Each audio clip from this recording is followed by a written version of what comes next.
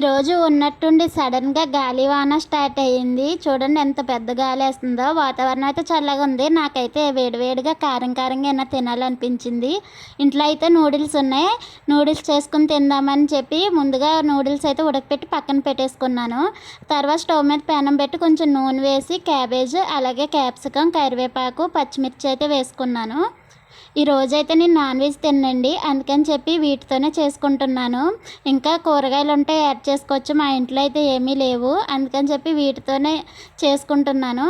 అవి వేగిన తర్వాత నూడిల్స్ వేసేసుకుని తర్వాత కొంచెం సాల్ట్, కారం, గరం మసాలా, పెప్పర్ పౌడర్ వేసుకోవాలి. సాల్ట్ అయితే చూసి వేసుకోవాలండి. నూడిల్స్ ఉడకబెట్టేటప్పుడు సాల్ట్ వేసుకుంటాం కదా, అందుకని చెప్పి. ఆ తర్వాత అందులో కొంచెం వెనిగర్, అలాగే కొంచెం సోయా సాస్ వేసుకుని హై ఫ్లేమ్లో పెట్టి బాగా టాస్ చేయాలి. అంతే అండి, వేడివేడిగా నూడిల్స్ అయితే రెడీ అయిపోయింది. బయట వర్షం చూసుకుంటూ ప్లేట్లో ఈ నూడిల్స్ పెట్టుకుని అయితే తినేసాను. వీడియో నచ్చితే లైక్ చేయండి, అలాగే మన ఛానల్ సబ్స్క్రైబ్ చేసుకోండి.